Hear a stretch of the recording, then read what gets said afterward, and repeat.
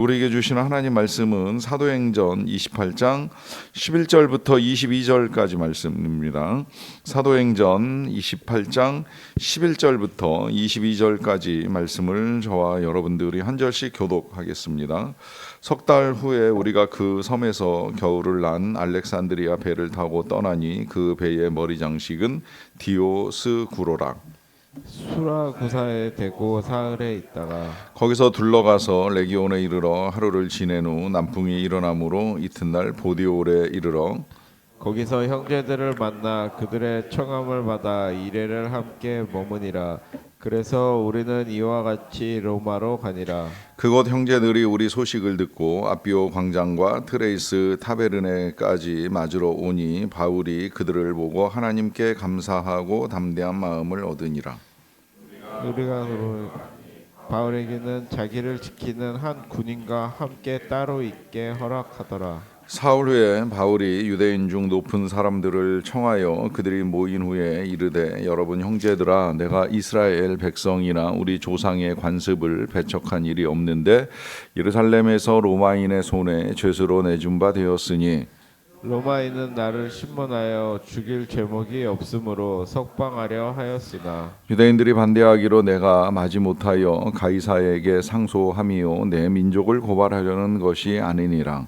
이러므로 너희를 보고 함께 이야기하려고 청하였으니 이스라엘의 소망으로 말미암아 내가 이 쇠사슬에 매인 바 되었노라. 그들이 이르되 우리가 유대에서 네게 대한 편지도 받은 일이 없고 또 형제 중 누가 와서 네게 대하여 좋지 못한 것을 전하든지 이야기한 일도 없느니라. 이에 우리가 너의 사상이 어떠한가 듣고자 하니 이 파에 대하여는 어디서든지 반대를 받는 줄 알기 때문이라 하더라. 아멘. 신학생들에게 말씀을 전하시던 목사님의 말씀을 오래전에 들었던 기억이 있는데요. 목사님께서 신학생들에게 사역의 어려움이 어디서 오는가라고 하는 질문을 하신 적이 있습니다. 사역의 어려움은 우리가 일반적으로 생각하는 교회 밖이나 혹은 이제 불신자에게서 오는 것이 아니라 하는 것이지요. 사역을 하다 보면 오히려 이제 교회 안에서 어려움을 겪을 수 있다라고 하는 말씀을 하셨습니다. 그 어려움은 때로는 뭐 담임 목사에게서 올 수도 있고 아니면 교회에서 만나는 성도들로부터도 어려움이 있을 수 있다라고 하는 말씀입니다. 사실 교회 일을 하다 보면 이제 사소한 행정이나 이제 여러 관계 속에서 이 어떠한 형태로든지 어려움이 발생할 수 있다고 생각을 합니다. 사실 뭐 교회 안에서뿐만이 아니라 우리가 살아가는 인생의 전반은 고난이라고 하는 것이지요. 제가 제자도를 배울 때에 이제 가장 인상적이었던 것 중에 하나는 인생의 고난이 제자의 삶에만 있는 것이 아니라고 하는 것입니다. 제자로 살지 아니하여도 내 인생이 쉽다 편하다 말할 사람은 없다는 것이지요. 뭐 정말 꽃길만 걷는 사람이 과연 어디에 있겠습니까? 늘 험난한 일들에 부딪히게 됩니다. 그리스도인이라고 해서 고난을 피해가는 것도 아니고 비그리스도인으로 산다고 해서 무난한 인생을 사는 것도 아닙니다. 제자로 살아도 인생은 힘들고 제자 아닌 삶을 선택한다고 하여서 인생이 편안한 것이 절대 아니라고 하는 것입니다.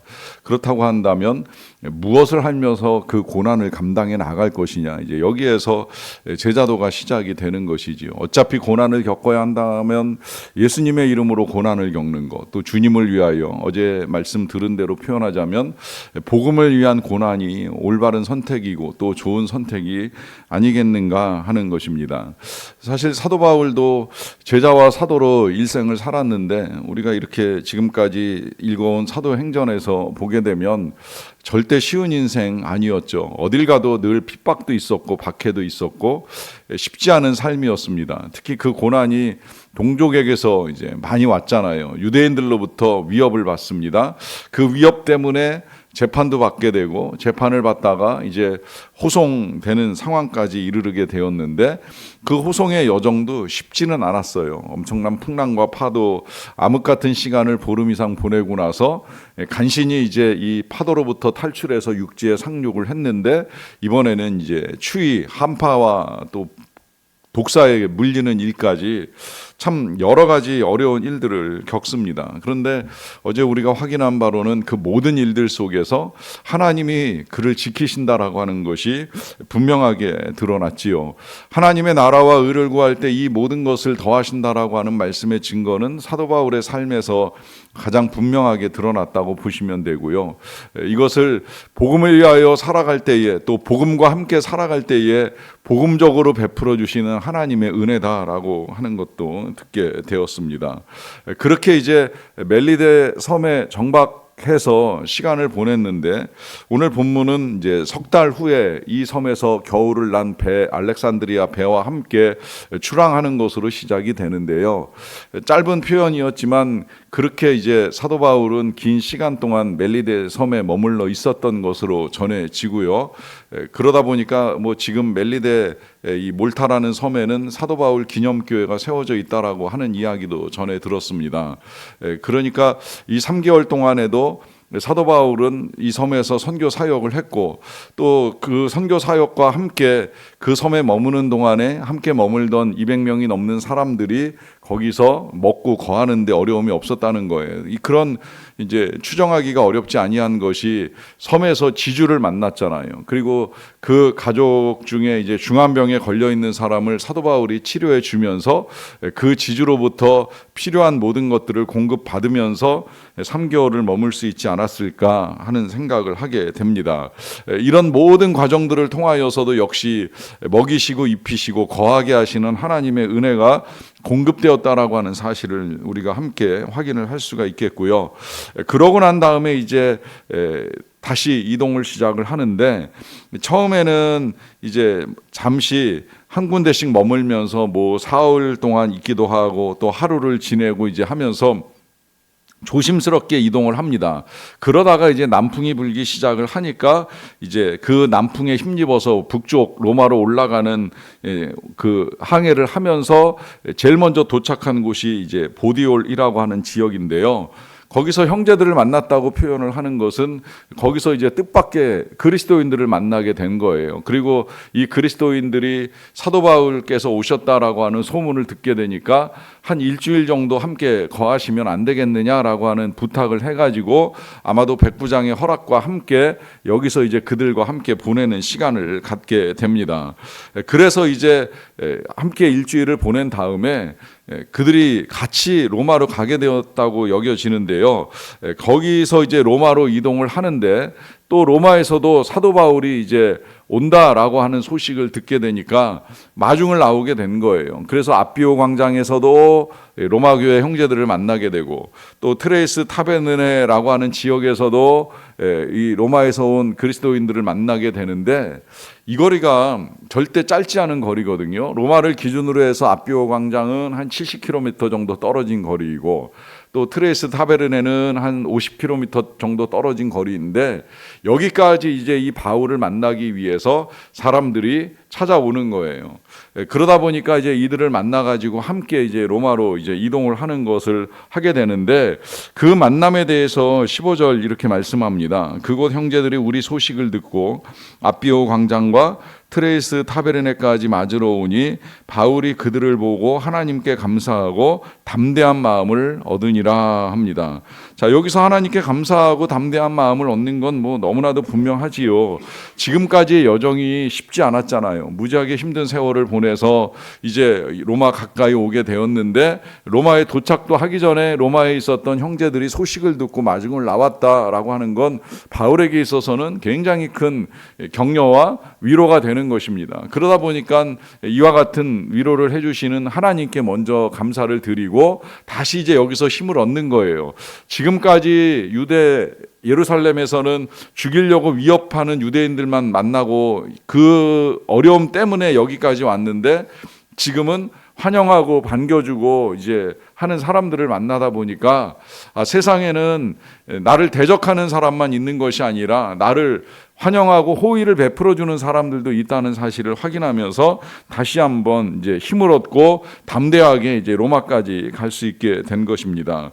그러는 과정에서 이제 로마에 들어가게 되었는데, 감사하게도 이 바울을 지키는 한 군인과 함께 따로 있는 것을 이제 허락을 받게 된 거예요. 그러니까 이 말은 바울이 감옥에 들어가지 않은 것이고, 그래서 이제 이 로마에서의 삶이 이 투옥이 아니라 가택연금 상태가 아니었겠는가, 이제 이렇게 해석을 하게 됩니다.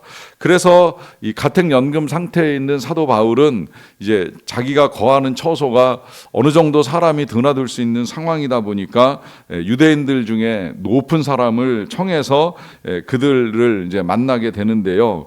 이 만나는 자리에서 1차적으로 자신의 입장을 이렇게 설명합니다. 17절에 보시면 사흘 후에 바울이 유대인 중 높은 사람을 청하여 그들이 모인 후에 이르되 여러분 형제들아, 내가 이스라엘 백성이나 우리 조상의 관습을 배척한 일이 없는데 예루살렘에서 로마인의 손에 죄수로 내준 바 되었으니 로마인은 나를 신문하여 죽일 제목이 없으므로 석방하려 하였다라고 합니다.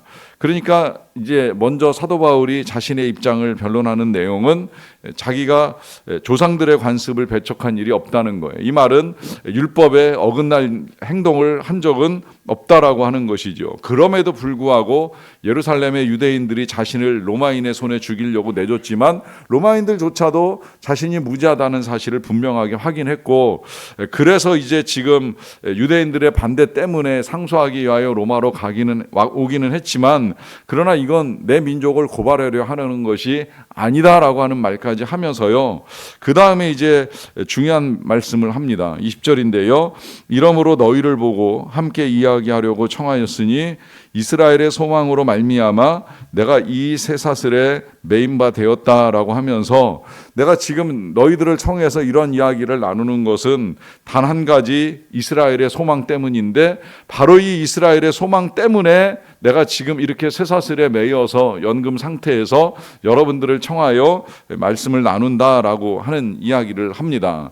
그러다 보니까 이제 여기까지 들었던 이 유대인들이 이제 먼저 답변하기로는 우리는 사도 바울에 대해서 들은 바가 없다는 거예요. 이건 이제 유대인들 입장입니다. 이 로마에 있는 그리스도인들이 아니라 유대인들로서는 우리는 지금 유대인들에게서 편지를 받은 것도 없고 사도 바울에 대해서 어떤 나쁜 이야기도 들은 바가 없다라고 하는 거예요. 다만 이제 너의 사상, 다시 말하면 사도 바울의 생각이 어떠한지 듣기 원한다라고 하면서 이제 다시 날짜를 잡아가지고 와서 사도 바울이 전하는 메시지를 듣겠다라고 하는 약속을 하고 헤어져요. 그리고 이제 이어지는 본문의 내용을 보시게 되면 사람들이 찾아와서 사도 바울이 전하는 내용을 듣게 됩니다. 문제는 이 말씀을 듣고 난 다음에 사람들의 반응이 이제 나뉘게 돼요. 어떤 사람들은 사도 바울이 전하는 내용을 믿는 사람도 있지만 믿지 아니하는 사람도 있어요. 그러다 보니까 이제 사도 바울이 이사야 선지자의 예언대로 다 듣지는 아니한다라고 하는 거. 어떤 사람은 들어도 깨닫지 못하고 봐도 믿지 않는다라고 하는 이 이사야 선지자의 예언을 그대로 이제 인정을 합니다. 그렇다고 해서 사도 바울이 이 사역을 중단하거나 멈추지 않아요. 오히려 그런 상황 속에서 이 로마 사도행전의 맨 마지막 절을 보시게 되면 하나님 나라를 전파하며 주 예수 그리스도에 관한 모든 것을 담대하게 거침없이 가르치는 일을 하게 됩니다. 이것이 이제 오늘 내일로 이제 마무리되는 사도행전의 마지막 부분이라고 말씀드릴 수가 있는데요. 이렇게 보면 사도 바울은 사람들의 반응이 어떠하든지에 관계없이 전하고 선포하는 것을 중단하지 않는다라고 하는 거예요. 저는 어떤 면에서는 바로 이 부분이 사도 바울의 어려움이면서 또 그 어려움을 돌파하는 사도 바울의 힘이 아니었는가라고 하는 생각을 합니다. 어려움이라고 말씀을 드리는 건 모든 사람들이 다 동일한 반응을 나타내는 건 아니라고 하는 거예요. 사실 이 부분이 우리가 전도를 주저하고 망설이게 되는 이유 중에 하나이지요. 특히 가족들을 복음화시키고자 교회에 가자고 또 예수님을 믿자고 하는 제안을 할 때에 이걸 거절하거나 혹은 미루거나 보류하는 이 사람들을 만나게 되면 처음에야 우리가 한두 번 적극적으로 예수님을 믿게 하려고 애를 쓰다가도 이제 그 거절 때문에 말해도 소용없다라고 하는 이 자조 섞인 반응으로 우리들도 이제 이 믿음이 약해지고 혹은 이 전하기를 주저할 때가 있는데요. 여러분, 전도에 있어서의 성공과 실패는 그 사람이 믿었느냐 안 믿었느냐로 결정되는 것이 아니라는 사실입니다. 전도의 성공은 우리가 전하는 것으로 끝납니다. 전도는 전하고 결과를 하나님께 맡기는 것으로 끝나는 것입니다. 그러하기 때문에 우리는 전하는 책임만을 감당하면 되는 것이고, 그 전할 때에 다가오는 반응으로 인하여 우리가 주저하거나 망설일 필요는 없다는 거예요. 왜냐하면 사도 바울이 오늘 우리에게 마지막으로 보여주는 이 모습처럼 우리는 계속해서 담대하게 거침없이 가르치고 전하는 사역을 감당해야 합니다. 왜냐하면 소망은 사도 바울에게만 있는 것이 아니라 우리에게도 있기 때문입니다. 여러분, 우리의 소망이 무엇입니까? 우리의 소망이 예수 그리스도 아닙니까? 우리의 소망이 예수 그리스도와 함께 이 땅에서 살다가 예수 그리스도를 만나는 것이 아니겠습니까? 그러하니 우리의 소망을 땅에 둘 수 없고 하늘에 두어야 되고, 그 소망이 우리에게 있다면 우리의 할 일은 때를 얻든지 못 얻든지 복음을 전하고 복음을 나누고 복음을 누리며 하나님과 함께 살아가는 삶입니다. 그리고 그 삶을 가능하게 하는 원동력은 우리가 이 사도행전을 시작할 때 보았던 것처럼 오직 성령으로 충만한 것입니다. 이것이 안 된다면 제일 먼저 우리가 해야 될 일은 기도하고 기다리면서 성령을 받는 일이요, 만약에 우리가 성령으로 충만하다면 매일 기쁘게 복음을 전하면서 살아가는 삶을 살아야 할 것입니다. 그러하기에 오늘도 성령으로 충만한 가운데에 담대하게 복음을 전하고 복음을 누리며 하나님과 함께 살아가는 저와 여러분들의 삶이 되시기를 간절히 축원합니다. 기도하겠습니다. 사랑과 은혜가 풍성하신 아버지 하나님, 감사합니다. 우리를 사랑하셔서 성령을 선물로 보내주셔서 진심으로 감사드리옵나이다. 우리가 주의 성령을 힘입어서 담대하게 지혜롭게 또 거침없이 평안하게 하나님의 은혜를 누리며 살아갈 수 있게 하여 주신 것을 감사드리옵나이다. 우리의 삶에는 끊임없이 여러 가지 고난과 환난이 닥칩니다. 이 환난과 시련 속에서도 우리가 주와 함께 매일 기쁘게 걸어갈 수 있는 믿음의 평안과 담대함을 허락하신 하나님께 감사와 영광을 올려드리옵나이다. 그러하오니 오늘 하루뿐만이 아니라 우리가 살아가는 모든 날들 속에서 늘 성령으로 충만하게 하여 주시옵소서. 깨어 기도하는 자들이 되게 하여 주시고, 기도하는 가운데 부어주시는 성령의 충만함을 힘입어서 그 성령의 능력에 따라 복음을 전하기도 하고 나누기도 하고, 먼저는 우리가 누리기도 하면서 주님이 우리에게 주시고자 하셨던 하늘의 신령한 복을 누리며 살아가는 자들이 되게 하여 주시옵소서. 행여나 고난 때문에 주저앉거나 넘어져 있는 상태에 머물러 있게 되지 않기를 원합니다. 일어날 수 있는 용기를 주시고 담대하게 거침없이 끝까지 복음을 위하여 달려가셨던 사도 바울의 발걸음이 우리의 발걸음이 되게 하여 주시옵소서. 전하고 나눔의 기쁨 을 누릴 수 있는 자들이 되도록 도와주시고, 그렇게 나눌 때에 아직도 불신 가운데 빠져있던 자가 주님께로 돌아오는 역사가 나타나게 되기를 간절히 원합니다. 연로하신 부모님들의 건강뿐만이 아니라 믿음으로 천국 가기를 소망하며 기도하는 자녀들의 기도를 들어주시옵소서. 사랑하는 아내, 사랑하는 남편의 신앙을 위하여 기도하는 자들의 믿음을 하나님 헤아려 주시옵소서. 무엇보다 자손들이 예수님을 잘 믿고 신앙의 유산을 이어나가기를 원하는 부모님들의 기도를 들으시고 자녀들의 삶에서 선한 변화가 나타나게 되기를 간절히 원합니다. 이 귀한 역사를 위하여 내일도 땀 흘리는 토요학교의 모든 선생님들의 수고를 하나님 기억하시고 강건하게 붙들어 주시옵소서. 슬픔 당한 자를 하나님께서 위로하여 주시기를 원합니다. 또 교회에서 진행되는 항존직 선거를 통하여 교회의 선한 일꾼들이 세워지게 하여 주시고, 계속해서 우리 교회가 평안하여 든든히 서가는 교회가 될 수 있도록 은혜를 내리워 주시옵소서. 우리의 모든 행사를 통하여서 드러나는 것은 오직 주님의 이름, 주님의 영광만이 나타나게 되기를 간절히 원하옵고, 모든 것 감사드리며 예수 그리스도의 이름으로 기도하옵나이다. 아멘.